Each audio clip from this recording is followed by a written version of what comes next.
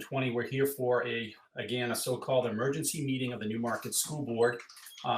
It is the meeting specific 91A to 3B, Executive Order 2020-04, Section 8, and Emergency Order Number 12, Section 3.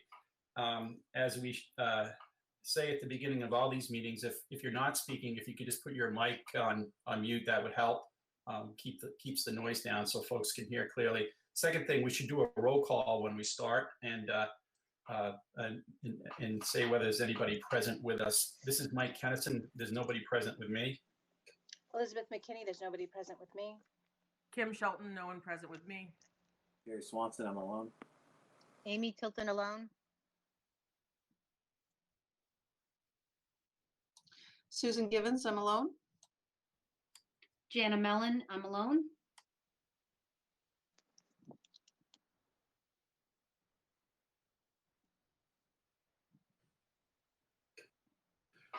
Okay, we'll get going then. And the first order of business on the agenda is public comment. Susan, I didn't receive any requests to make public comment tonight. I did not either. And I'll just remind folks in the public again, as it's posted on each one of our agendas, we do welcome public comment, especially now. You know, I know lots on folks' minds in terms of school reopening and stuff. So feel free, and you can submit your public comments directly. You can join us here at the meeting virtually, or you could submit them in writing, and we'll read them during the meeting. The instructions for doing so are on the agenda. With that, let's get into reports. I don't have any report from any new information from the building committee. And I don't know if there are any other committee updates. I'm seeing heads shaking no. No, I'm waiting. SST's meeting next week. Okay. And so then I guess we'll get right into your report, Susan. Okay, we do have a non-public tonight. The results of the work of our group meeting with the teachers union on an MOA. So we do have that non-public tonight.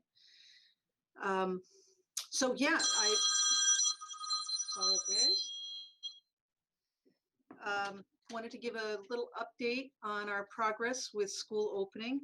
I know a lot seems to happen every single day. We learn more information, guidelines change, circumstances change, and people make different decisions based on what those circumstances are. And I know in the area, there's been a few school districts that have elected to go with a remote option. And, you know, so I was on the phone with superintendents this morning and the commissioner yesterday, and tried to get a better sense of, you know, why are people making these decisions? You know, what is it based on, and how does that relate to us here in Newmarket? And one of the things the commissioner did during the meeting was, and there was about 200 of us on the call. So I can't say how many districts were represented, because sometimes it could be superintendent and the assistant superintendent on the call at the same time. But the poll that he sent out asked, you know, what percentage of schools had their plans approved, and which ones were, you know, completed but were awaiting approval, and how many were still in the process. So 67% of those on the call have had their plan approved. And the next question was about, you know, what is the model of delivery that is in your plan? And so 31% are on campus, totally on campus, no hybrid, no. And then let's see, 40% are doing a model similar to ours, in person with a hybrid component. Hybrid means a whole lot of things, as I explained before. In our case, our hybrid is that we offer both remote and on campus. In some cases, hybrid can mean that part of the school day is remote and part of the school day is on campus. So Each school district has its own circumstances and is defining their hybrid in their own way. 18% are hybrid only, and 10% are remote. And even of the 10% that are remote, there is still a component of the remote that's on campus for almost every one of those circumstances. So, you know, I think sometimes we use these terms and we use them in kind of a generic way, but they mean something different at the local level. But I thought that was interesting information. And I also wanted to report the results of our survey. So as we said at the last meeting, that, you know, it was really important that, you know, families share with us their choice, whether they would prefer on-campus learning for their student or students, or remote. And I thought it would be interesting to share out what those results were. So total results as of today are 1,069, which is really close. I think we projected we would have 1,095 in total this year. Of course, that was the projection, and our total will change based on, you know, students that move in and register. So 78%, or 833, will be returning on campus. 20% remote, and about 2% are choosing other options, homeschooling or private school or some other non-Newmarket specific learning option for their children.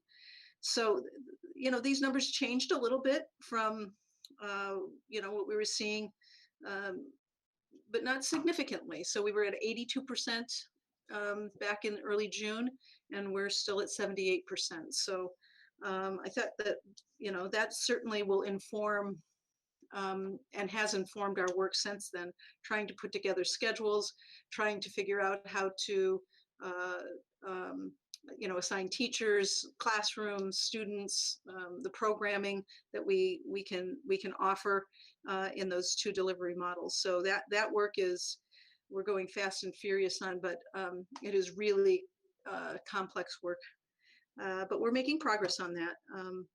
The buses, so we had questions about buses. So AM riders, based on, again, 1,069 students, 172 AM riders.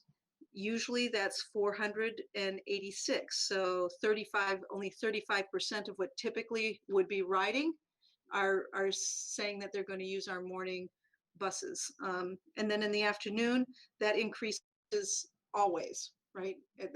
That's always higher in the afternoon, the ridership. And so typically there's 614, and based on our survey, 258 would be riding. So 42% of what we would normally be transporting is what parents are indicating that they would need for busing services. So this has an impact on, you know, our routes in a positive way. So we thank the parents very much for, you know, sharing with us, you know, what their intentions are. The last question was on masks. You know, we asked families if they needed some support providing additional cloth masks. As you know, our plan provides for one washable mask for every student. And we asked parents, you know, if they needed additional masks because, you know, their personal situations were such that they needed additional support. And we had 177 indicate that they would need additional masks. That represents 16, almost 17% of our responses, which is consistent with when we look at things like free and reduced lunches and socioeconomics profiles of our community. It's actually lower than what that number is. So, but it's still consistent with it. So we're very grateful that families cooperated. We had to get on the phone with some, you know, perhaps folks were on vacation or busy working and, you know, weren't as plugged into, you know, the emails that we've been sending out. So we did do follow-up phone calls. And like I said, we had no, it was 175 this afternoon, I guess, when we looked out of 195. So just 20 more students to account for. So I thought that it would be important to share that with you. And, as I've said, every time that all of our work is based on, first and foremost, the health and welfare of our staff, students, and families. And so as we move forward, just like these other school districts, there's as we talk, like trigger points or things that could arise that would prevent you from being able to move forward with on-campus learning. Certainly COVID cases, in your area would be one factor, but it's not the only factor. If there's a portion of your staff that's at high risk and can't come in because of their circumstances, or they have to care for somebody that's ill and or impacted in some way, and is at high risk, it's no shame and no criticism. I mean, this is life, right? These things happen. But if there's a sufficient number of those, then that can't come on campus, then obviously you can't deliver on campus learning. Also, if you can't get your PPE, if you can't get masks, if you can't get gowns and shields and gloves, and if you can't get your shields, that go on your desk, the plexiglass, we've all heard about, the shortages in these areas. And if you just can't procure those items, then you can't maintain a safe environment, and therefore you're not able to open. So there's many reasons that can cause folks to move and shift to a remote circumstance. It could be building, they can't keep the ventilation systems, and they can't provide a healthy environment so it's just to point out that there's many points of along the way that can cause us to have to make a choice, just like these other school districts have had to. But right now here in Newmarket, we're not in those situations. We aren't having a rise. I've talked to the public health director today, and I keep a watchful eye on what's going on to the extent that I have access, which is not at any deep level, but I do check around to make sure that, I'm not missing anything. And we still total in Newmarket have 13 cases, and active cases are still 0 to 4, which tells me that since we had our last meeting until now, nothing's changed. Because otherwise the total number would be changing. So we're not experiencing any kind of a shift there.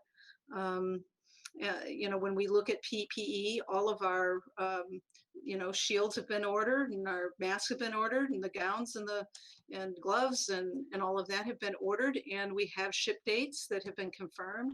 And though the ship dates are like shipping on the 21st, and we should be getting them on the 25th or 6th, somewhere in that neighborhood, there, we still have confirmation that we've got the sanitizers on its way, on its way. So we're not seeing an issue there. And as other school districts, shift over to remote, then it also frees up supplies and services that they would otherwise be using for school districts like ours and Epping and others in the area to have access to. So we're not seeing that as a challenge right now. If that changes, then we'll have to have a conversation about, do we need to shift? Some of the school districts, Farmington, there was a second one, and I can't remember the name of which district it was, but it's in our southeastern area, are going remote just for a few weeks. Some of them are anticipating additional, the arrival of PPE and shields and plexiglass and things like that, and they're going to reevaluate. So there's 2 of our school districts that are starting remote, but only for a short period, and then they're going to reevaluate. So like I said, this is tough. This is really tough. Today there was another executive order put out by the governor, and it just keeps adding more and more layers of things that we have to, modify what we're trying to put together for a plan in order to accommodate. And, never mind, I haven't even digested what the order says and what it means for us. So it does get to be a little bit overwhelming from time to time for all of us as we try to navigate this situation. But like I said, we seem to be in our okay shape, and we're continuing on with our planning. The orders have been placed. We're putting together the schedules, and so that in fact is going to mean that things are going to change. We know that we're trying to keep our class sizes down to 15, which means we're going to have to add staff, which means that then the assignments of students will change from what they are now, or not. Depending on how all of this plays out. We feel like we're close to having, a viable schedule at the elementary level. We're still trying to make some tweaks to make sure teachers get their lunch breaks. They have time to go fill up their water and use the bathroom and all of that, because of course in this cohort model, the kids are coming to the class and then they're staying in that class. And so we have to figure out how we're now going to provide lunches. A lunch break for staff. They need to have a moment to breathe during the day also. And so trying to figure out, recess. Can we do recess, and how would we do that, and how do we rotate that around? It's an important part of giving kids a movement break. So I'm just to say, not to overwhelm everyone, it's just to say that there's a lot of things that have to be taken into consideration. There's ripple effects on at every turn. And so we're trying to really be mindful, work our way through it. We've meet about every other day administratively to allow people to be able to do work in their area, then come back, and then we troubleshoot, we talk things through, we go back, we regroup, we re-enter. And that's just really, it's messy. And I know everybody would love to have it all worked out, and nobody more than we. But we don't want to. We want to do this. Make sure that we've crossed our T's and dotted our I's, and we don't have a sloppy plan. That said, there's no way to make this perfect. Nobody. This is not something we're all signing up for, right? We're trying to make the very best of a situation as we can.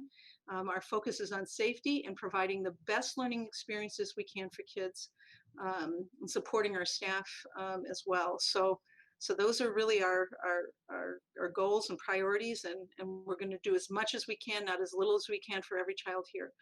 But that means that we have to be flexible. We need the support of families and the board and one another in order to navigate through this. So, some highlights of course, we have our work groups that continue to. I'm sorry, can I interrupt you for just a second? I just got a note that this meeting is it, Tim, are we filming on channel 13, or are you all set? Sorry, Susan. No.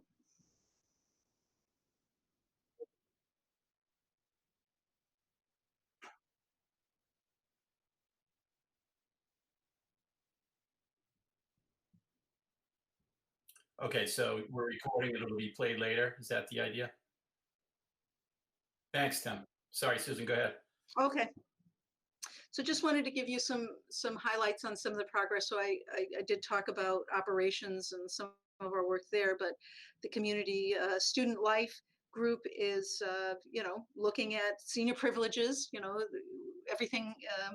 We want to make sure that the seniors have a special experience this year, and though we can't provide privileges perhaps in the way that they've received them before, we're looking at ways that we can offer them some special privileges in this year ahead. So they're looking at that. They're looking at the transition plans. Of course, we didn't get to do the moving up ceremony, so that group is looking at moving up ceremonies, or how can we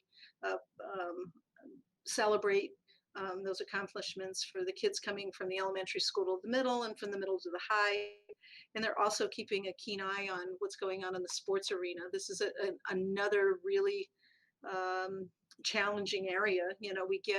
I just got some guidelines on, sports and band and PE and, when you keep adding these additional layers of information, you find it becomes increasingly more challenging to provide some of these opportunities that we have before and maintain, safety protocols. So we're all, working hard to, as I said, provide as many opportunities as we can, but safety has to come first. We certainly don't want to be compromising anybody's health in the process. So conversations continue. Athletic seasons have been pushed out. I believe I was told today that soccer was moved to, the high risk category from previously being moderate. And so, these things are evolving. And as we've seen all over, the sports arena, whether it's at the college level or the pro level, they're just shutting down sports because the risks are too high. So, we'll continue to monitor that in that group. That's one of their responsibilities. And of course, having conversations with the rec department and seeing what ways we can leverage and take advantage of potential opportunities there. In the teaching and learning area, they're really focusing on three things right now. Scheduling, obviously, scheduling. That's a big piece. And it's not just scheduling for, on-campus learning. It's also scheduling for remote learning. And, we only have so many staff, and we will have to add staff in order to pull this off, but it still takes a level of coordination. And so, we're looking at on-campus scheduling, remote scheduling, and then when we all go remote, what might that look like? How are we going to make that shift, and what might that look like? So also in the news, you've heard probably because there's been a couple of articles out about VLAX. The governor and the commissioner had been, very enthusiastic about opening VLAX up all the way down to the first grade level. And VLAX got very overwhelmed by the number of people taking advantage of that new opportunity. And it became so overwhelming that they've kind of had to shut down enrollments there. I got a letter from VLAX today, and they do continue to have openings at the high school level. And the commissioner did say that they're going to prioritize VLAX offerings at the high school level before middle school and elementary school. So that's the skinny on that. We don't use VLAX as an option. We're really trying to do our remote with our own teachers to the greatest extent possible, knowing that we're not going to be able to do it entirely. We also have VHS as an option. It's typically a higher quality virtual learning experience for kids. They follow a cohort model similar to on-campus instruction, and they've been around for quite some time. So we have a couple of options to fill in gaps if once we get to that point in the scheduling process. So they're looking at scheduling. They're looking at tools for online. We've, as you know from the plan, we're going to shift over to using Zoom. We're going to stay with our Google Classroom for this year.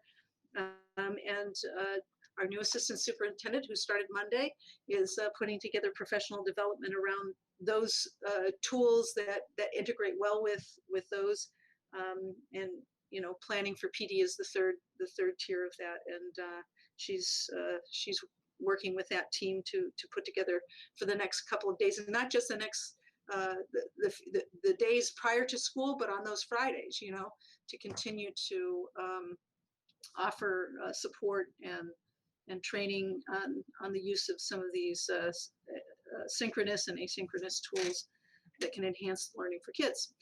So student services, they're working through how to deliver, of course, services for special education, ELL, students on 504s, and then regular ed students who may need some additional academic support. So they're continuing to work on that. They're coming close to how they're going to be able to deliver those learning supports for kids. And the other thing that that they're working on is putting together a little blurb about the difference between remote learning and homeschooling. There seems to be some confusion about those two different models. They're not the same. So we'll be sending some more information out soon. They're writing up a little piece that we can share out with families so that they have a better understanding of what those terms mean. And then, as I said, operations. The other thing that was a point of conversation during our parent town hall meeting was ventilation. And we have a contractor who's going through and has been commissioning, as part of our building project, has been going through and commissioning our HVAC systems. And Jenna was able to negotiate with them for a little bit more money as they're going through it to recalibrate our systems as they go through to meet those new guidelines and criteria that they're recommending for COVID, and documenting any spaces, that don't have the level of ventilation that we would prefer, so we know to stay around those and have to make some modifications. And so we're making some progress on that. I think Jana had mentioned to me earlier that that work will be complete in the next couple of weeks. So again, thank you, Jana, for that. We're making good progress. Signs have been ordered. And I think those are the big ticket items there. On the health and wellness piece, we are putting together, little graphics, things that are easy for parents to be able to use at home for doing self-screenings, little resources and things to help them in case, their child's not feeling well. This is how we're going to, approach getting, doctor's notes and things like that. So we're working through that. We're putting together little videos, and this is being led by the student leaders at the high school level.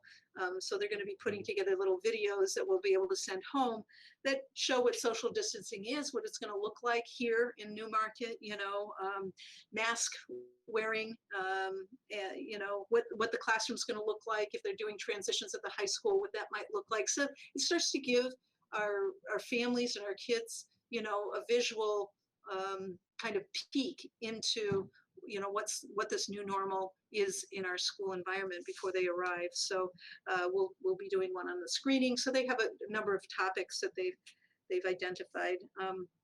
Also, we've been working, in addition to the physical safety portion of protocols, another group has been working on social emotional wellness, and so curating resources for staff. And we have 45 minutes worth of PD scheduled for our planning days before school starts, to share those with staff, and also provide them with time to be able to have conversations at the grade level and or discipline level about which ones of these strategies and the toolkits they want to move forward with using, in their classroom as students come up. And also talking points. So, kids are going to have questions, we suspect. And so the school psychologist is putting together some talking points so the teachers will be able to engage in dialogues with kids around some of, the impacts this has had on them and their lives. So that's all exciting. And I think that covers most of my update for tonight. So thank you again to all who have worked so hard and spent so much time on putting all these little pieces and parts together so that we can have a school opening that will address all of our needs as best we can in these circumstances we're faced with. So that's my report for tonight. Thank you, Susan. We'll open it up for questions, but I just want to welcome Deborah Black aboard with us. This is her first meeting with us, and we're glad you're on board. And it's you're hitting the plane while it's flying, I guess, is the best way to describe it. So isn't anybody who's joining a school district these days, but welcome. Thank you. Thanks. Any questions on for Susan? Hi, Susan Scary. I do have a couple of things, questions. Regarding the staff, have we gotten a better sense for how many staff are comfortable returning?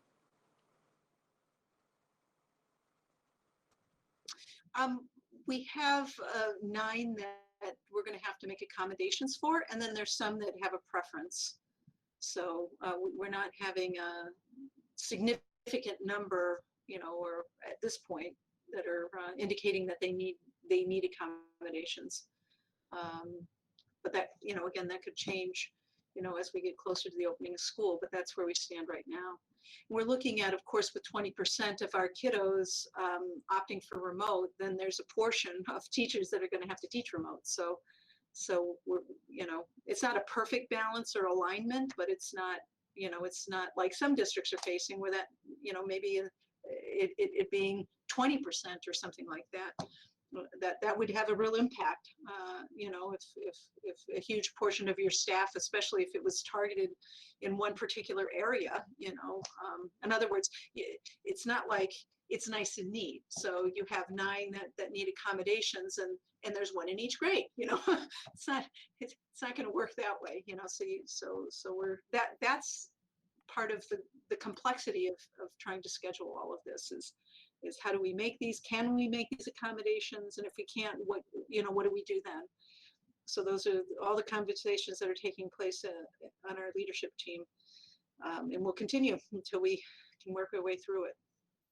Great, thanks. And there seems to be a little bit of confusion on some social media sites. I was wondering if you might be able to clarify right now. So Fridays are going to be a work from home remote day for all students, not a day off per se, but a day to catch up on projects and do any additional work they need to do. Is that fair? Yes, so for kids it's independent work day, and for staff it's their planning day.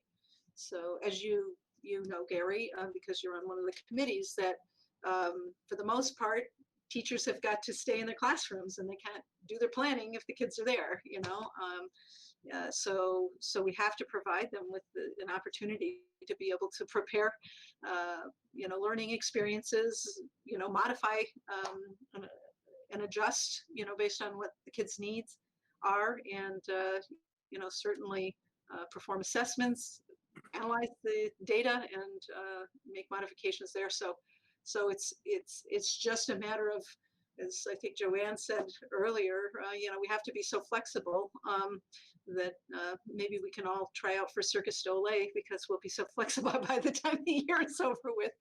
But it's really, trying to think differently about how we do this, and as I said before, I mean, the teachers union has been just phenomenal. The teachers have been amazing, and parents have been amazing.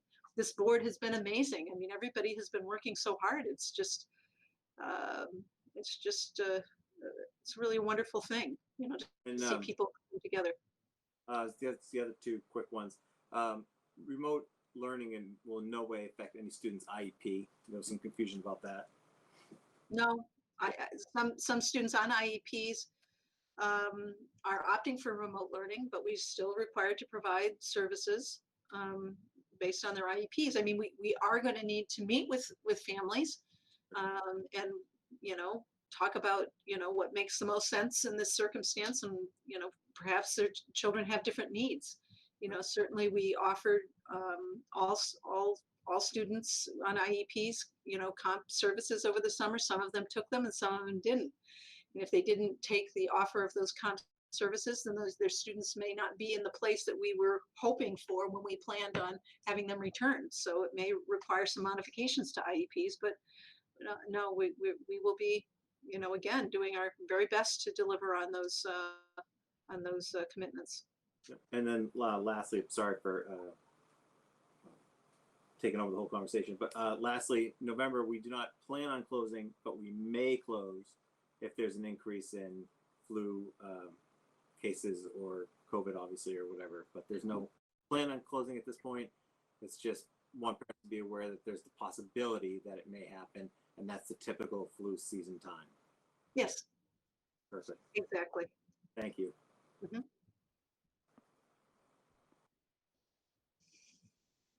Any other questions from the board? Seeing none, I guess we can move on to the discussion items. Thank you, Susan, for that update. And Jana, I think you're next up. Hi. Hi, thanks everyone. I was going to make a recommendation. Amy has been generous enough to share a time with us tonight to speak to the lease. I was wondering if maybe we could bump her ahead of me. Great Well, idea. I can present the lease, but I think she's the expert on the project, and I figured you may have some questions. I just want to be mindful of her time. That's a great idea. Thanks, Jana. Yeah, why don't we go ahead with that if everybody's okay? Okay, so I'll start off with the lease part, Amy, and then I'll let you jump in with the details of the project. Is that all right with you? Perfectly fine. Okay, so the lease has been a culminate. I came in on the very tail end of this, but it's been in process for a while. The gist of the need for the lease is that the land that this project is proposed to go on actually belongs to the school. So we're working collaboratively with the town to come up with a means to legally provide them the access to that piece of land that they would need to meet the grant requirements and the legal requirements. So there's been a lot of work done on the lease. 2 sets of legal teams have looked at it, the town side, our school side, and in addition, Amy, I believe the state granting authority has also reviewed the lease. Is that correct? Yes, the National Park Service just reviewed the lease as well. Right.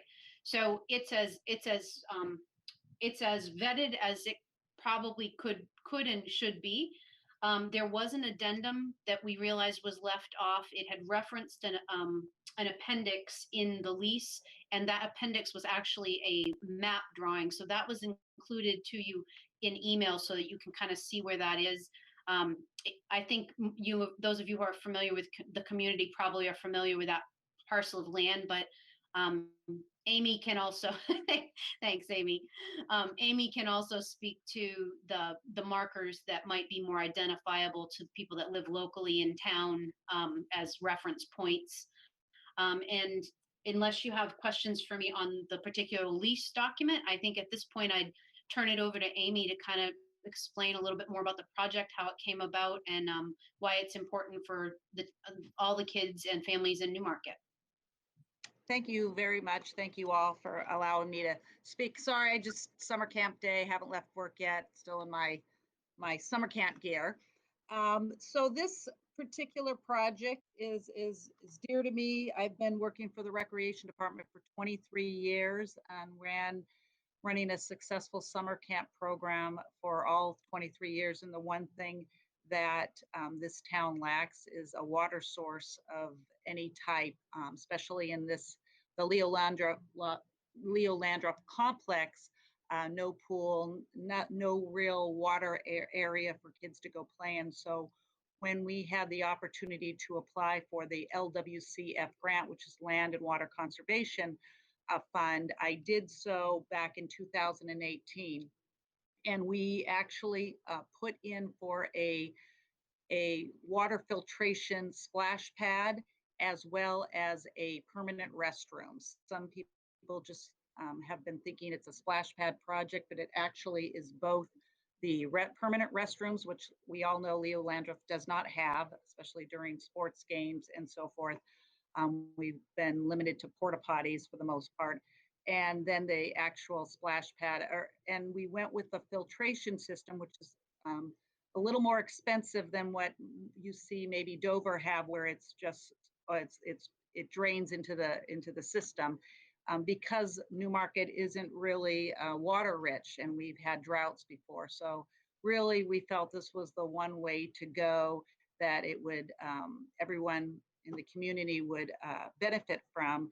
And then the other reason that the community might like this idea, it is not costing as much as far as taxpayers, because the rec revolving account is actually, along with some impact fees and a very small portion of capital improvement fees, is actually funding the entire project, and LWCF, or the federal, is funding the other half, and that totals $398,814, so just under $400,000, and the other $200,000 is coming from, I would say about 100 is out of the rec revolving fee.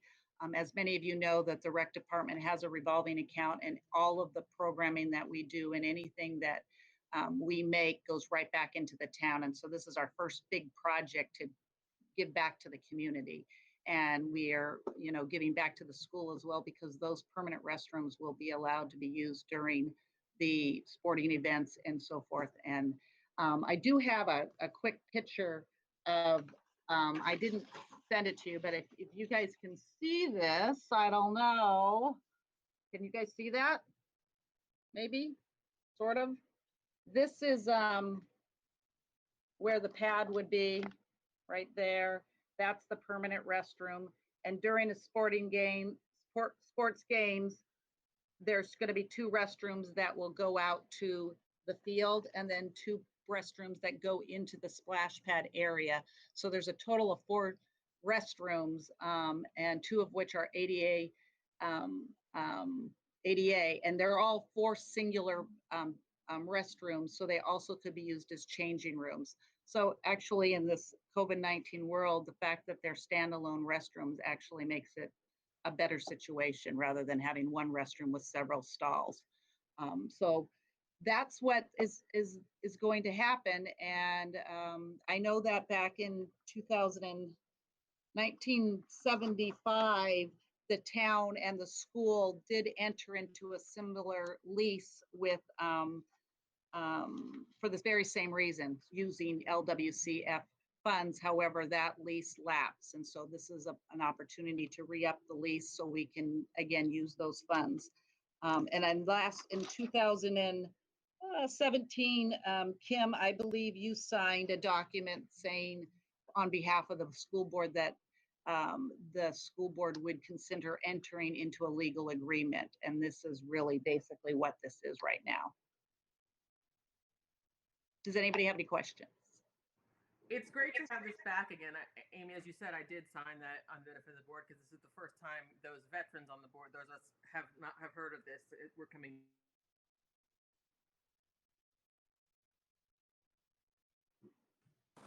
Hey, Amy, thank you for all that. It's helpful information. Any board members have questions? I'm not sure. Was Kim done? I froze. Oh, okay. I was just going to say it's a neat opportunity for the town as someone whose child has gone through the camp. A water feature would be a nice touch, as well as the bathrooms for the entire year. And the fact that it's going to be fully funded is a great opportunity, I think. So thank you, Amy, for bringing it to us again. Yep, you're welcome. Hi, Amy. It's nice to see you Yes. again. It's been a while. I did have a few questions. So this is basically at least for the entire property, specific area on the property. Is that correct? Yes, that's, if you have the map in front of you, it has to include the entire property per the state. Okay, gotcha. And that's where it was before. It was the entire property when it was LWCF land back in 1975 as well.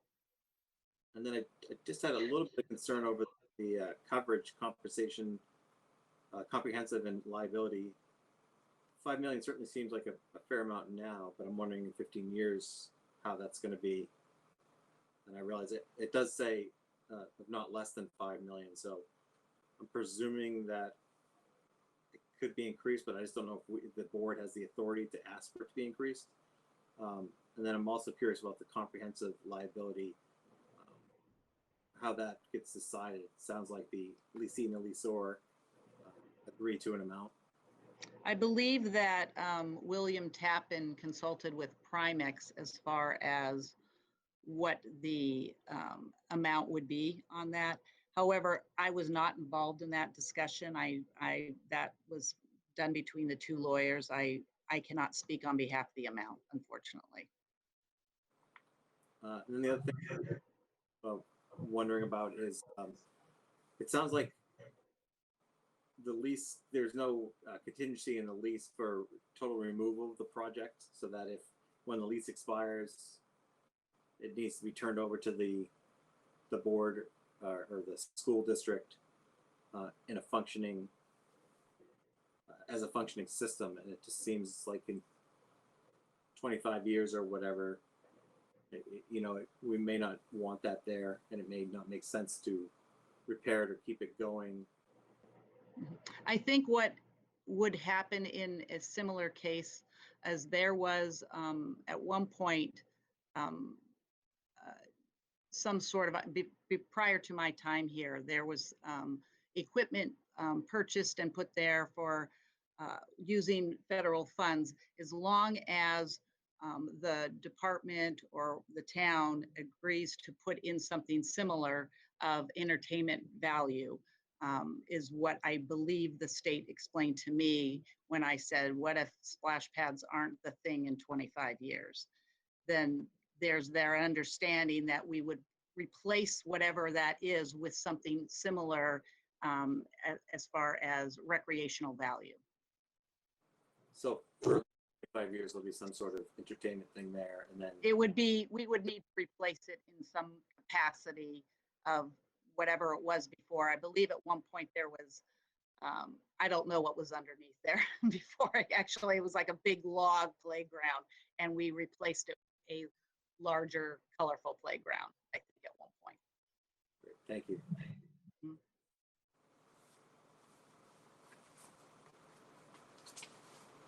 So as to next steps, John Radigan, who is the attorney, I believe, for the town, he has recommended that the next steps with the lease are that the school board and the town council review, vote to approve at a public meeting, and authorize the signature of the agreement. And I believe Mike would be able to sign on behalf of the board for the school district signature with a witness.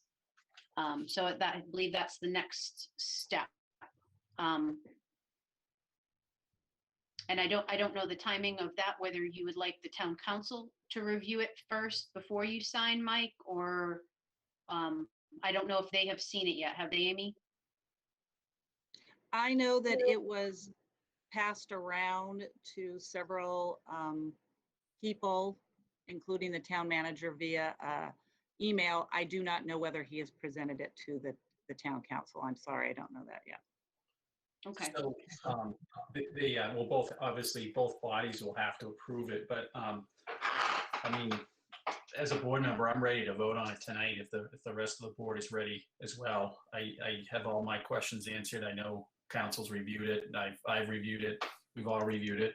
So if it's the board's pleasure, I'd seek a motion to approve the lease agreement. I move to make a motion to approve the agreement for the splash pad. And I will second that, Kim Shelton. Any further discussion? Comment? Hearing none, by roll call vote, say A or nay, and Mike Kennison, aye. Elizabeth McKinney, aye. Kim Shelton, aye. Gary Swanson, aye. Amy Tilton, I. It passes unanimously. Thank you very much, Amy. Yay! I'm yaying for the kids. Thank you. So much.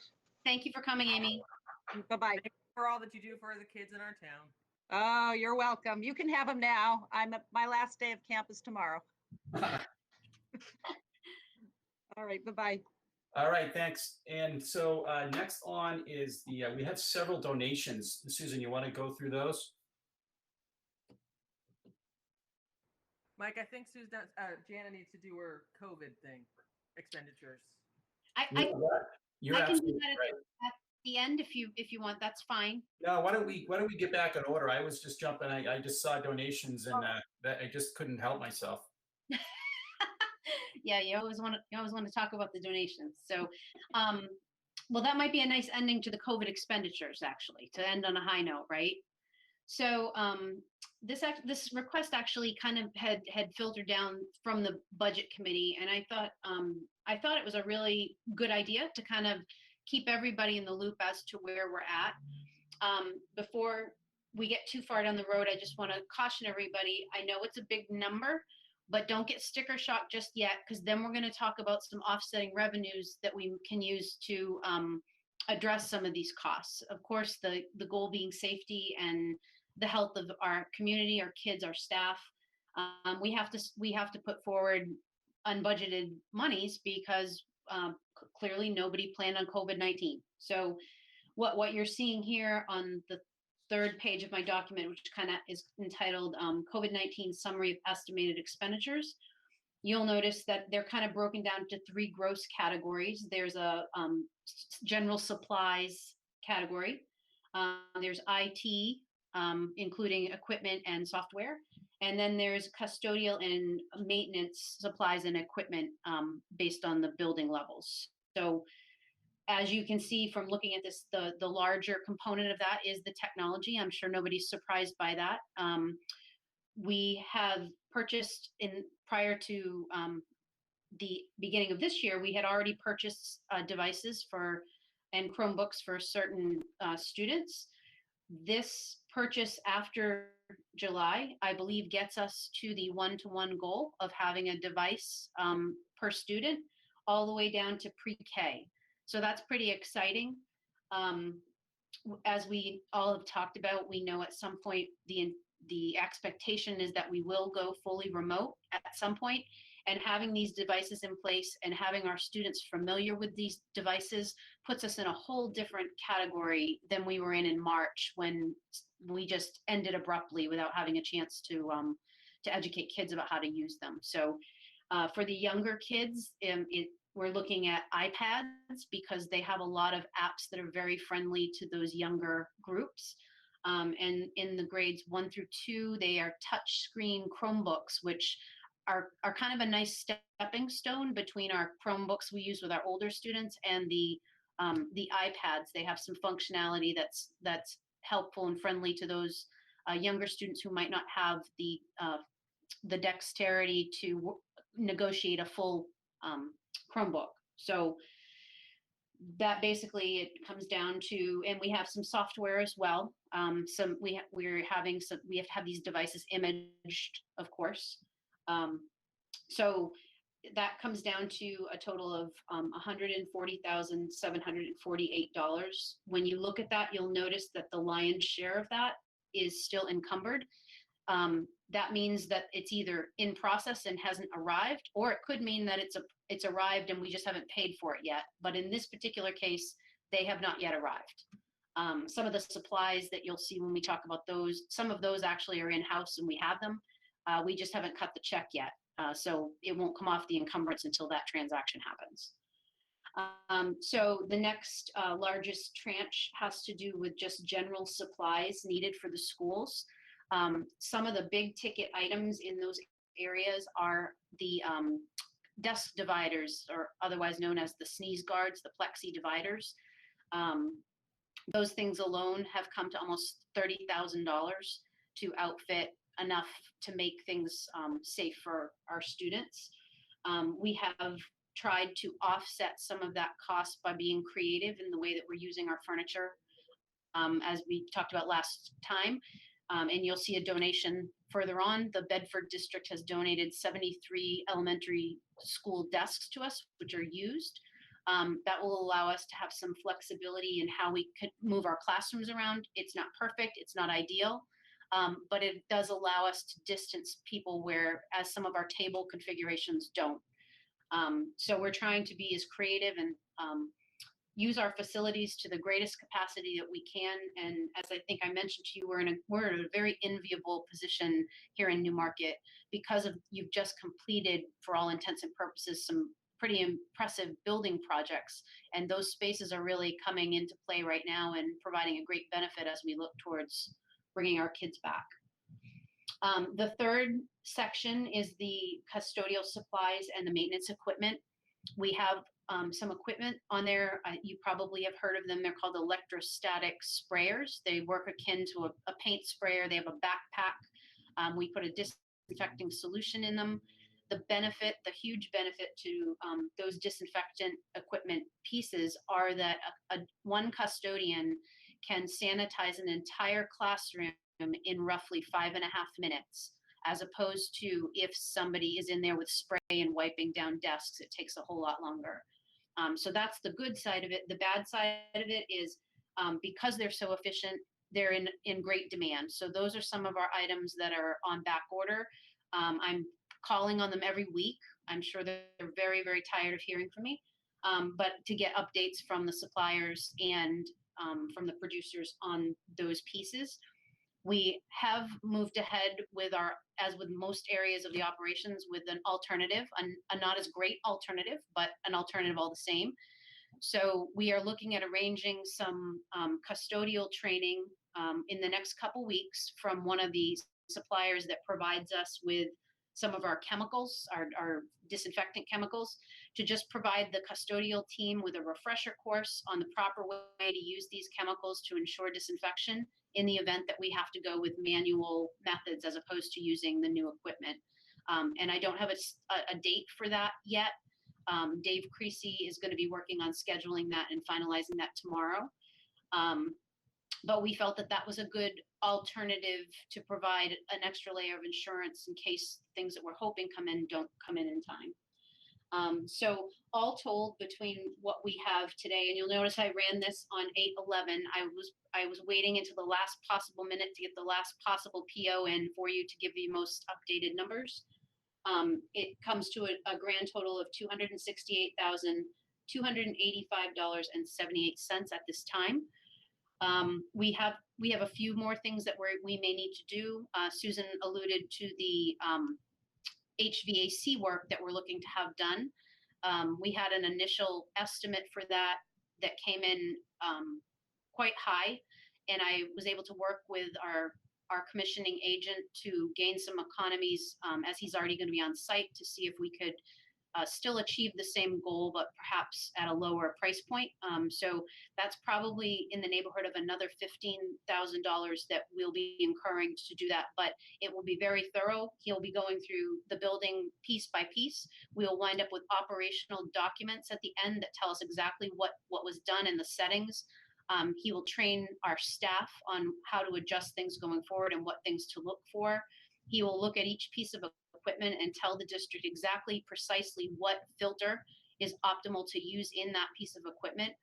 I've mentioned it before, while there are great thicker filters, if you put a thicker filter on a piece of equipment that's not designed for it, you can actually reduce airflow. So that's why we think it's really valuable and important to get some experts that are certified. This gentleman is certified in building health. I forget his exact certification name, but he is certified with ASHRAE. He's certified to come into buildings and do environmental studies. So he's really quite an expert in the field, and we're lucky that he's able to work with us on this particular project. So that is not included in these numbers. That's still evolving, and it just happened today. So if anyone, I don't know, do you want me to go ahead and talk about the revenues, or did you want to entertain questions on the expenditures first? Could I ask a quick question, Jenna? It's Sure. Elizabeth. Have we thought about reaching out? I mean, it's a grab, but the schools that have gone remote, to see if we could use their ionized machines, their ionizer, whatever they're called. The electrostatic. Yes. That certainly is a possibility. I know of a district that has one that we may be able to borrow, and I certainly can reach out. I think the challenge we're up against right now is that unless people had these on hand back in February, most schools have one or two. They don't have the 7 that we're looking to get. But that's a great idea, and I am happy to look into that and see if we might be able to borrow some of these, because we do have, oddly enough, we do have the disinfecting agent. We just don't have the equipment. We do have one of our own, by the way, that we already owned here. So we have that disinfecting agent. It's just the equipment we're missing. But yes, I will make a note, and I will reach out and see if we might be able to speak to other districts to borrow that until ours come in. Hey, Janet, it's Amy. Can I ask you a question on those systems, the electrostatic? How many is ideal to have on hand? We've tried to.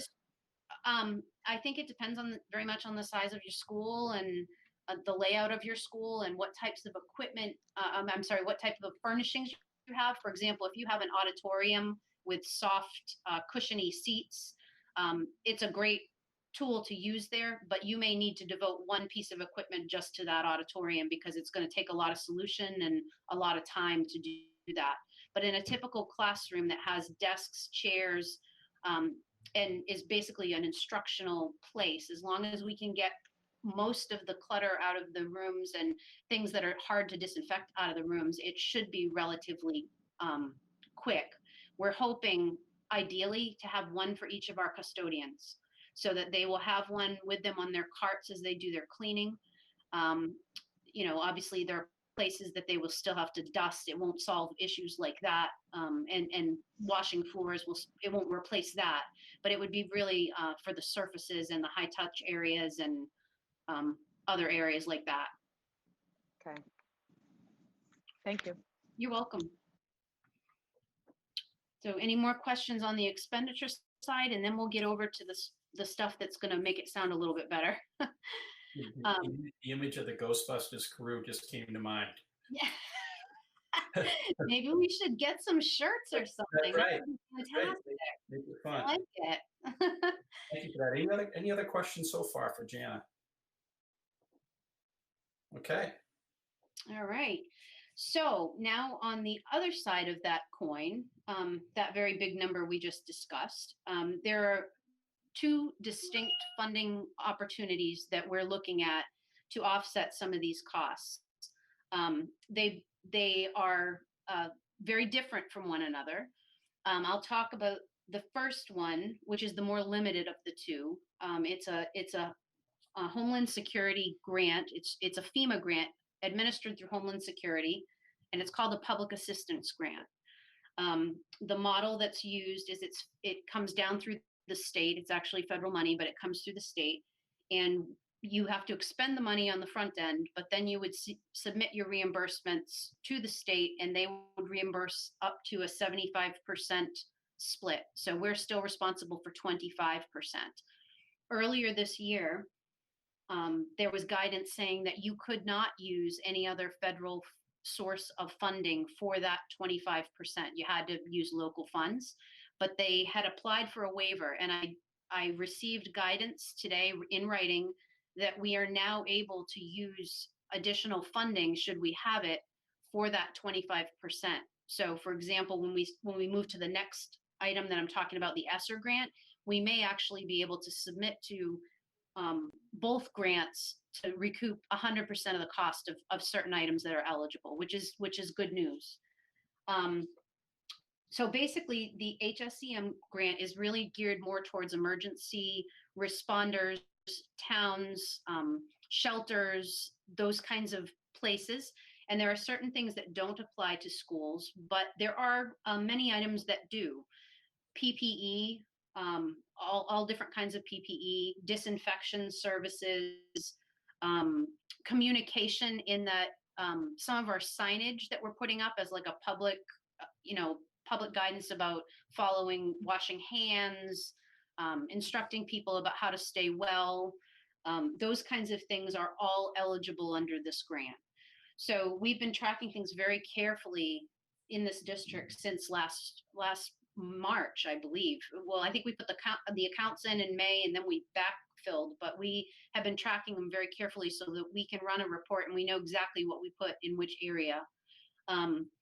I applied, the process starts out with an application to Homeland Security, which I conducted earlier this month. We have a designated representative who's working with us. His name is Austin Brown. And I had our initial meeting on the 11th with him. We kind of talked through the process and walked through what types of things we need to do. I sent him a spreadsheet showing our items. I sent him everything, including stuff that I knew would probably not be eligible, but we walked through all the items, and right now we're only looking at expenditures. We're going to do this in multiple stages. The first part we're looking at, however, is the 1920 expenditures that we did last year. So we're going to put that in as a separate project. And the reason that we're going to wait on the 2021 is that in the next 2 weeks, they are supposed to come out with different guidance relative to back to school. So on the original project, things like those sneeze guards and those desk dividers would not have been able to be reimbursed. However, because they realize schools are using these things and they are a way of keeping people safe and they are in keeping with the intent of the grant, they're giving more guidance as to what specific items we might be able to recoup expenditures on. So Austin had recommended that we work at the closing end of school last year as one separate project, and then we move into the new year as a new project. So that's kind of what we're doing. We are definitely tracking everything. But we're going to work through this first part as we go. So right now, I think we've identified in the neighborhood of $9,000 of expenditures from 1920. We would be submitting that for 75% reimbursement, and I'm actively working on that with Austin as we speak. So more to come on that. Again, he's reviewing the expenditures. We think that they're all eligible, but until we actually get confirmation of that, I'm hesitant to nail down a particular figure. They'll let us know what we can submit for.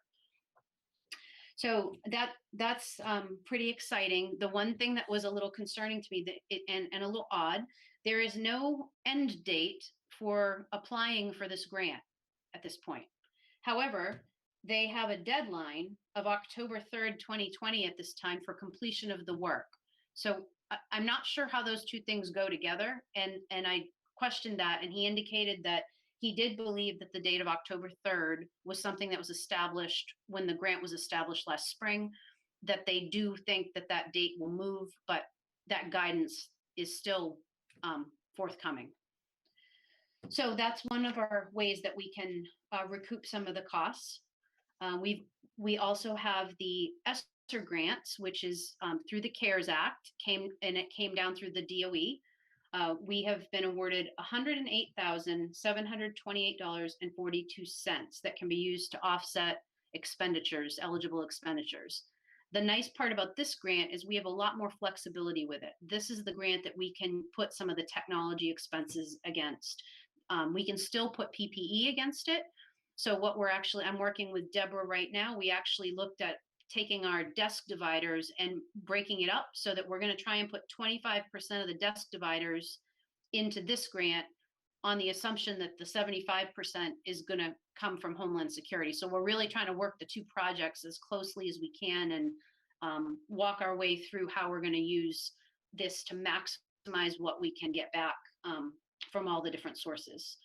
I know Deborah has written a few activities, and I don't know if you wanted to speak to some of the activities, Deborah, that are in the grant that you've planned, in addition to my PPE and the Chromebooks and such. Yeah, sure. Whoop. There we go. Freezing a little bit. Sorry. My better? My bad? Yeah. As Jana mentioned, one of the things that we were able to do was take a look at how we could use those funds. And we have been able to put the largest share of the iPads and the Chromebooks into that grant. That will offset that. And in addition to that, as she mentioned, we have the PPE, but also we're looking at making a shift to Zoom. And we have to have individual licenses for teachers in order to use that tool. So we're looking to probably add those licenses into this grant for this year as well. And then finally, we definitely recognize that this is a new type of teaching for our staff. And there's a lot related to student engagement, how to efficiently assess students using a variety of tools. And ways to structure lessons and units in order to really, encourage the most learning that's possible. So there's an outstanding resource that we're going to utilize. We're going to provide to all staff to help support them professionally as we move forward. Thanks, Deb. So we're trying to really pick the needs that are going to give us the most support to our staff, the most support to our students, and it's a very there's been a lot of discussion around how best to use these valuable funds. So, and then the third item that I didn't have on this list because at the time it hadn't happened, but we have received some limited PPE from the state. Earlier this week, I believe it was Monday, The governor announced that he has fabric masks that he's going to be distributing out to schools based on their allocation, their Title I allocation rather. And I believe we're getting north of 500 masks. We don't have a timeline for when those are coming in. However, as you know, I ordered 3 weeks ago to make sure that we have those fabric masks. I'm sure we'll put them to good use. And I'm sure we'll have students that need them. So we are getting some assistance in that regard from the state for certain items. We have in the spring we received some face guards, we received some thermometers. What else did we get? We got some gloves, we got some gowns. So they have limited supplies of things that we can put in for, and we always have our ear to the ground on that to see what what can we put in and what can we use that's available to us there too. So yeah, so that if everyone has any questions on the revenue side of that picture, I'm happy to speak to that. Hi, Janet, it's Amy. On the CARES Act, so it says that they distributed about almost $38 million to New Hampshire. Mm-hmm. In the amount we received, that's it, right? Is that the money, the amount, the 108.7?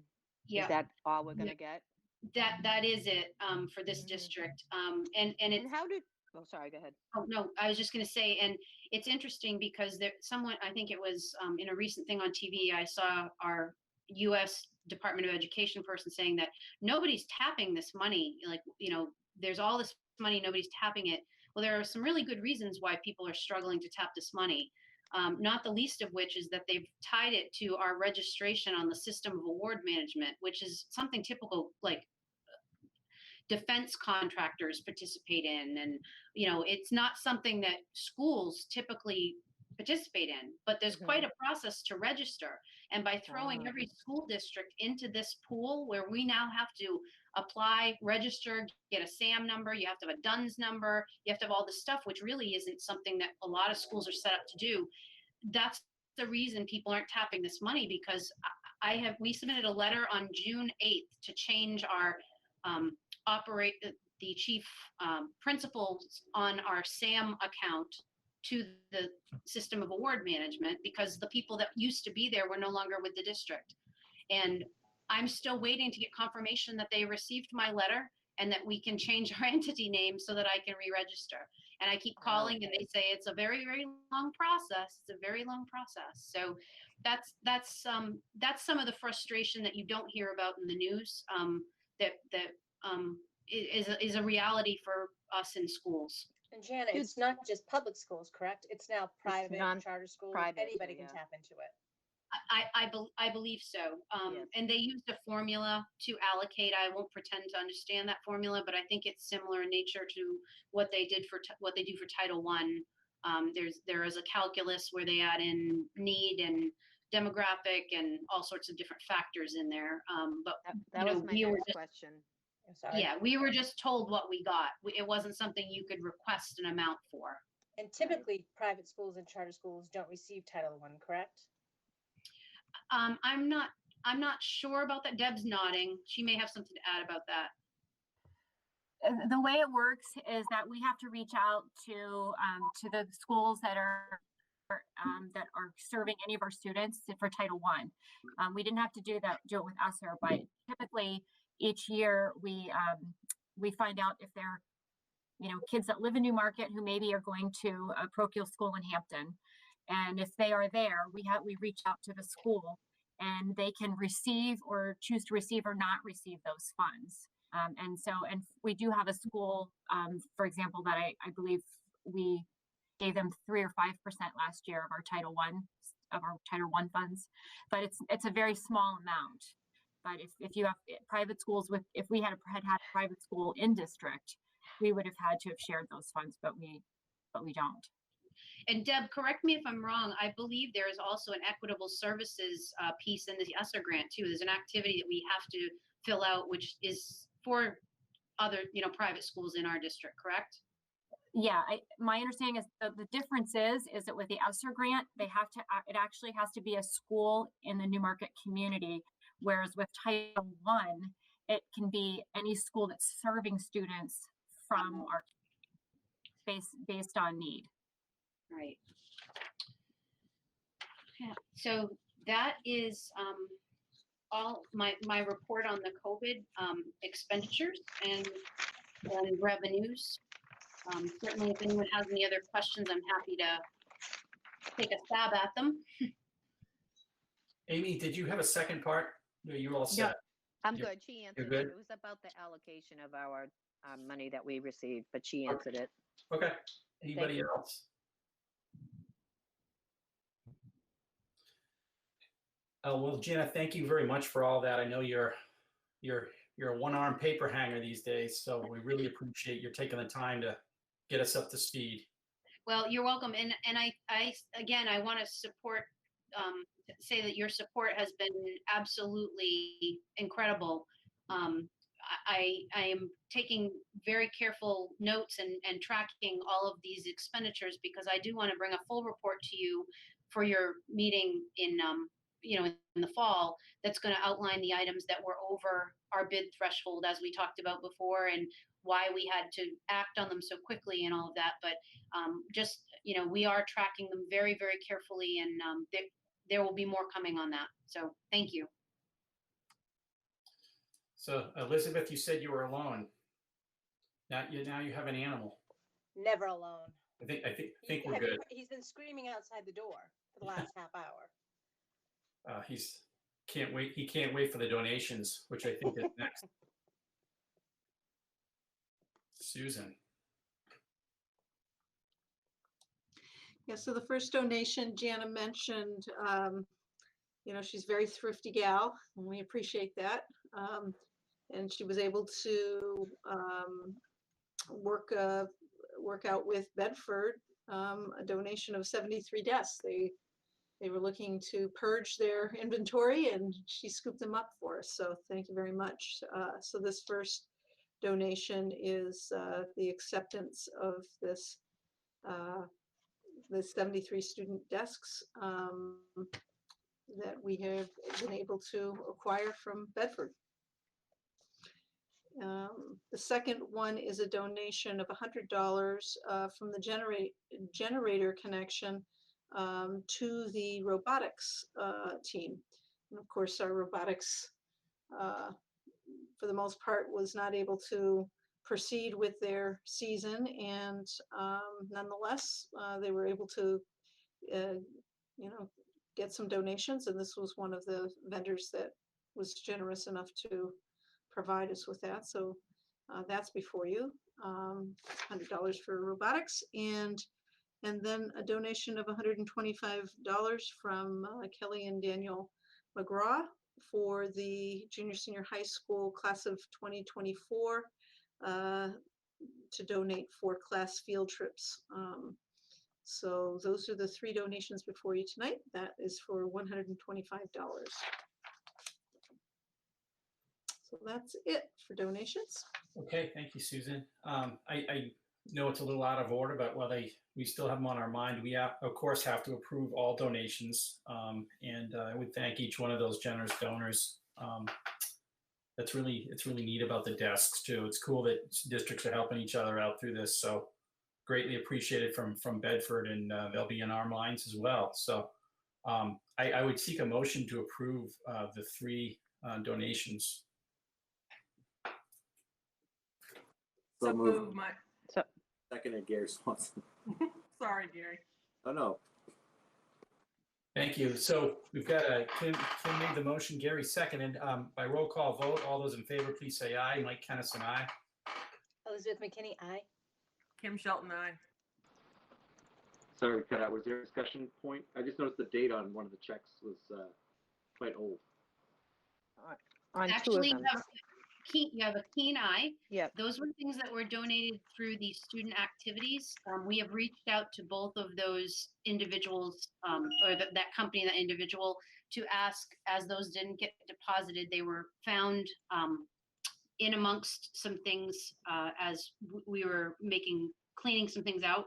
And they have offered to reissue the checks. So there will be a new check coming with a non-stale date. But you should go in banking, Gary. You could be.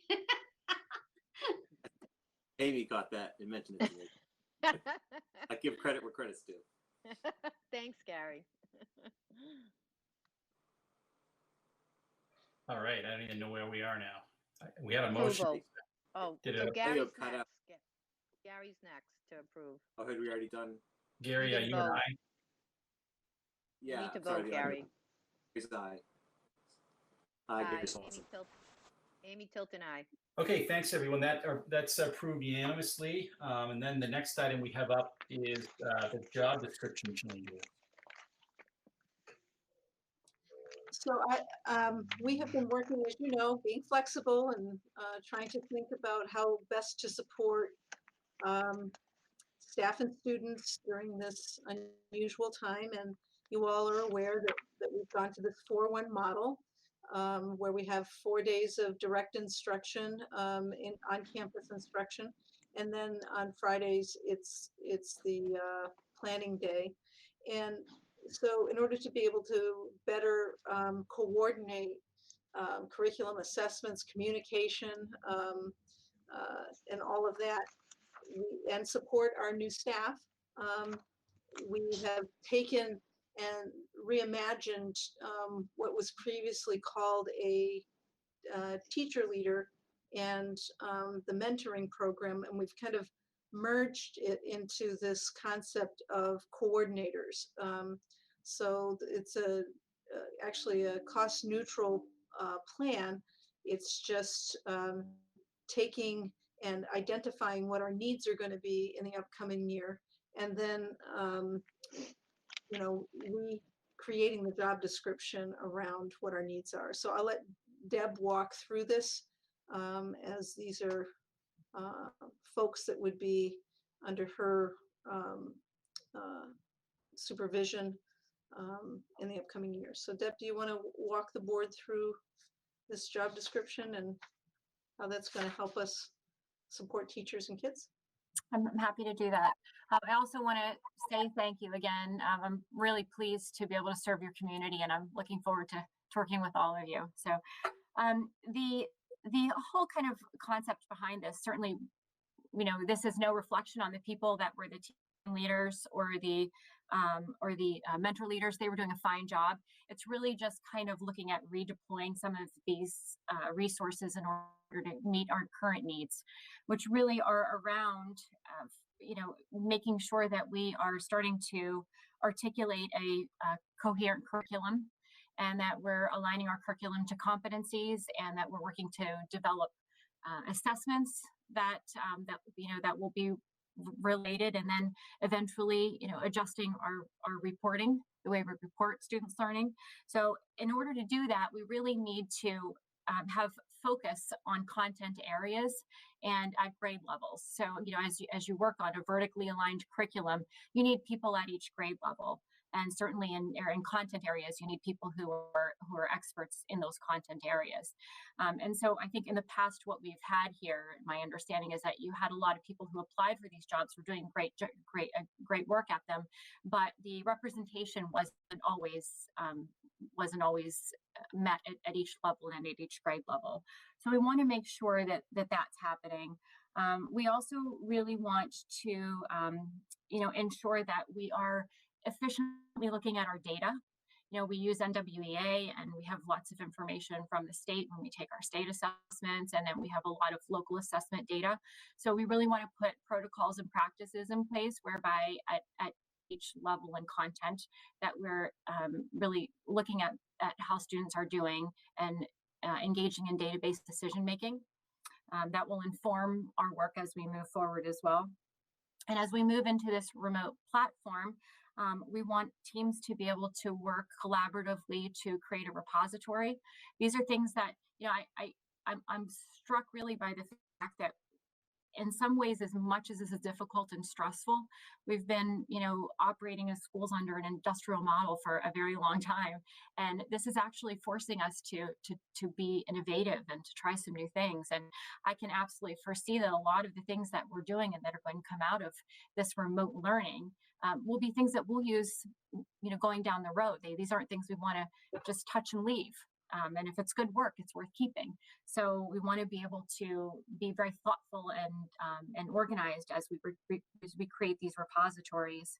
I think it's also really useful for grade level teams and content area people to be able to work with their colleagues and be able to share what they think is important and necessary for their own personal professional development.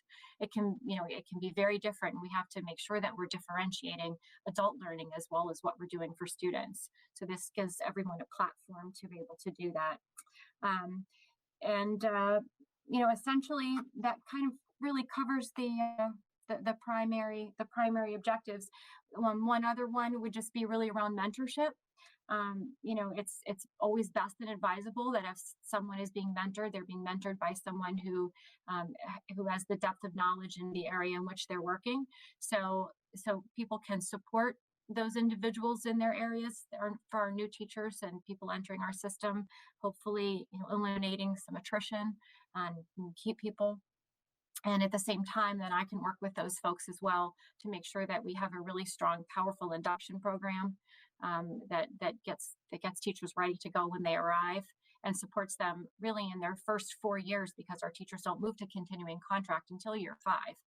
So having a really robust program to make sure that those folks are supported, but then also having a touch point in those areas at those grade levels and in those content areas so that they can share with me what they may think those new teachers need. So really kind of just redeploying those resources in a way that's a little bit more targeted and efficient for the work that we have ahead.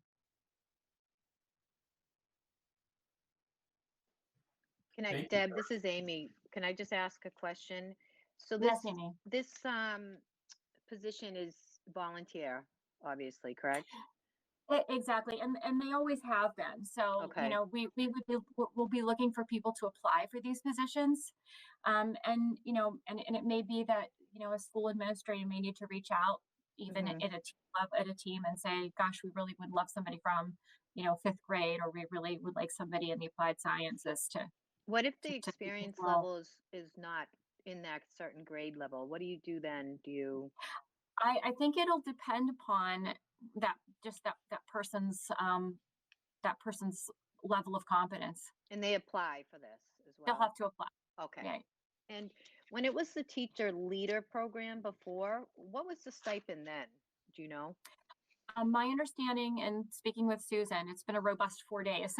My bet. time here is short. I know. But I'm sorry. I believe they received it was 10 per diem days, so they could engage in this activity for 10 days, and they were paid at their per diem rate. Okay. Thank you. Yes. Hi, Deb. First, welcome. We're all excited to have you here joining us. Thank you. I did have one question. I noticed that their grade level, which obviously makes sense, and then subject area, but there's no special education kind of leaders or coordinators. Is that something that's covered by the grade level, or just isn't really needed in this kind of model? No, there's an individual that's covered under a different. There's a different funding source and a different position that Erica has. So for someone else that actually does that piece. Great, thank you. Yes. Deb, this is Kim. Welcome aboard, as everyone said. My question was, when I look at the breakdown of things like, when you get to the secondary system, art, Yeah. music, PE, health, computer science, and all that stuff. Right.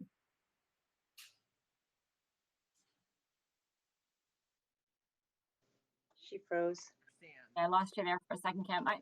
I'm sorry, Kim, I lost you there. I heard you up until the point where you were asking about I assume you're asking why some of these are combined. Exactly.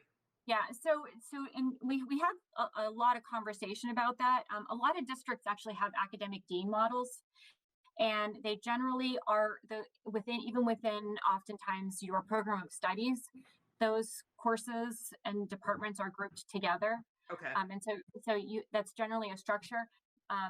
So, it could be somebody from really any of those areas that would work with that department. There's, like for example, with math and business are very related. Right. A lot of the business parts are math and computer science, and the art, music, PE, consumer science, those tend to be what we refer to as the unified arts, Right.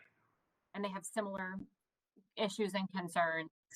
I And knew there their was some curriculum rationale writing. that I knew there was some rationale that I didn't know, but I'm very excited for this this prospect of this program, because I know, as you said, education is evolving on the fly, and so Right. I think this will be a great way to support our teachers as they flex their muscles in different ways. So thank you Exactly. to us. Thank you. Any other questions? So again, this is down on our agenda, but if pleases the board, I'd seek a motion to approve this the job description as written.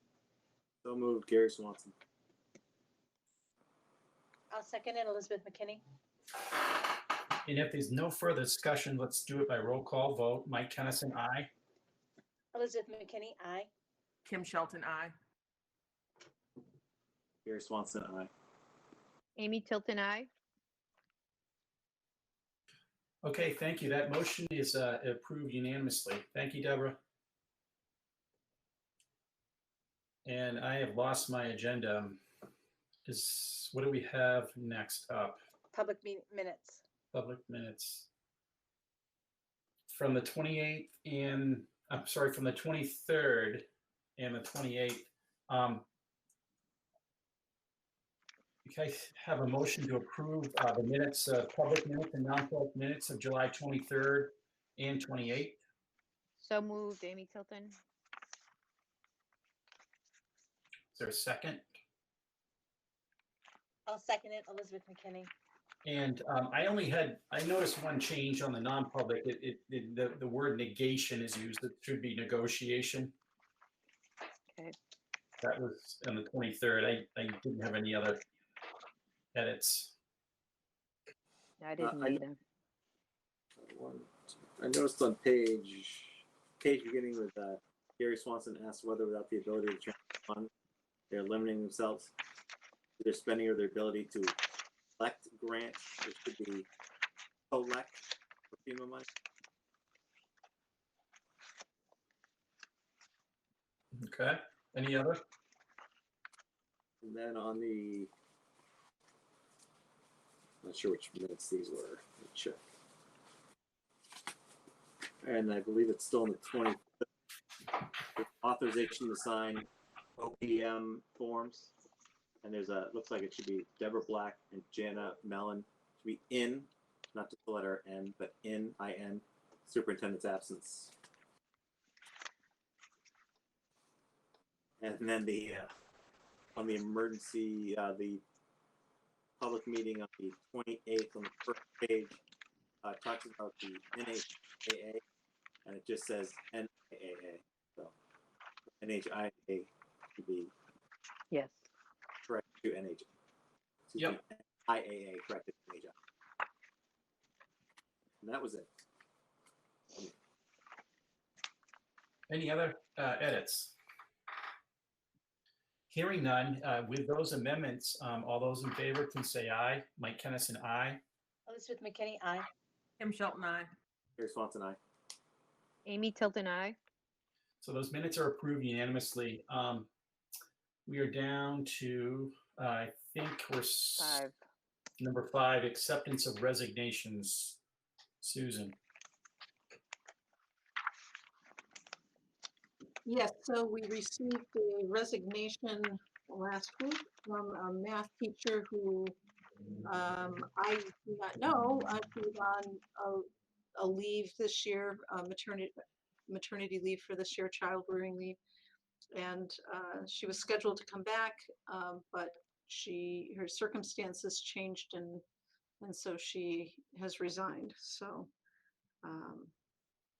that's the only resignation from a teacher since our last meeting. Beth Boyer is her name.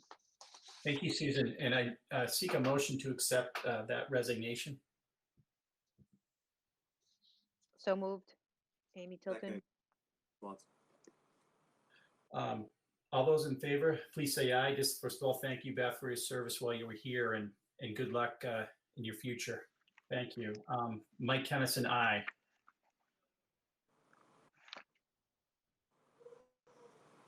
Kim Shelton, aye. Gary Swanson, aye. Amy Tilton, I. Okay, that motion passes unanimously. I wonder if we should go to Zoom too. It's been locking up tonight. Yeah. So last thing is nominations and confirmations and a hiring update, Susan. Yes, so really excited, other than the Beth Boyer position, which we are advertising right now. All of the other permanent staffing positions have been filled since our last meeting. So first, our life science position, which was a new position this year, repurposing a math position as the funding source for this one, is Clayton Jacks, and he comes to us with a master's degree in education and a bachelor's degree in life sciences, biology. He has a year of teaching experience, and he was supposed to, we're so fortunate, a very bright young man who got a fellowship in Pennsylvania and at Duquesne University, and he was supposed to do his teaching once he graduated from the program there in Pennsylvania. And he has been trying to and seeking employment there and has not been able to secure a position. So the fellowship has released him to be able to move back to New Hampshire. He's from this area to teach. So he had been trying, as I said, to fulfill his obligation to the foundation, and we were very fortunate to get somebody of this caliber and potential this late in the season. The second person was one who we've issued a contract for, Stephanie Wetzel, who is also out of state. She's currently living with her family in California, but her husband and her have roots in this area, and they're looking to move back into the area to be closer to family, especially in this very uncertain time. So she comes to us with 12 years of experience, and she's had experience in 3 states teaching math, both algebra and geometry, which is what she was is scheduled to teach here. She's taught at the middle school level as well, so lots of flexibility in terms of her background, and you know, she's currently teaching at a private school in California where they're doing a lot of inquiry-based learning approaches, and she's co-taught classes in you know, with science teachers, and so she just comes to us with such a wonderful background and philosophically very strong alignment with the direction we want to go to in the future. So Susan, can I interrupt you? What was the name of that person that you're talking about? Stephanie Wetzel. And she's going to be what? What is Yeah, she? I'm sorry, I updated this as of today, and I haven't sent this to you. So this is Oh, math. okay. I apologize, I forgot. That's Okay, right. so this is covering whose position? Uh, Rosa James or? Rosa, yeah. Okay. Because there's Yep. another Stephanie on here, but it didn't make sense to me. So Sorry, I apologize. that's okay. I didn't realize Patty didn't send you the updated one that I have in front of me. That's all right. So that was Thank that, you. that was today. Yep, apologize for that. And then on your sheet should be Nathan Groth, and he will be replacing Allison Iaruso, who resigned in late July. And so all of these teachers, as I said, are really very exciting. have strong backgrounds in their area. Nathan's got 2 years of teaching experience. He's a career changer. Was in a variety of different areas prior to making a decision to seek a degree in education, and he found a love in teaching in a sideways fashion. So it's often helpful in teaching if you have private sector experience, and then you can translate and show students the relevance between what they're teaching in class and how that relates to the world around them. So another person that I'm very excited about joining our team. As I said, he has 2 years of teaching experience behind him, but he also brings with him a lot of private sector experience. So those are the teaching positions. In terms of support staff positions, Jane Sanborn will be replacing Jackie Santiago as the administrative assistant to the junior senior high school principal, and she begins on Monday. Of course, Jane has been with our school district, I think 25 years, and she's served in a variety of different ways, and we just couldn't be any more excited about having her move into this position. She has, been administrative assistance and guidance. She's done the bookkeeping, she's done student activities, she knows the community, and she will be a great asset to the front office and to Dave. Very, very capable, and we're super excited to have her move into that position. And then Michelle Martinson, who has been a variety of different roles here in the SAU office, was hired to support Greg Marles during the building project. And then he went over to support Jana in the business office for several months. And when the position opened here as administrative assistant to student services, she really has found that it's really an area of interest for her, and wanted to be able to help us advance our support in that area.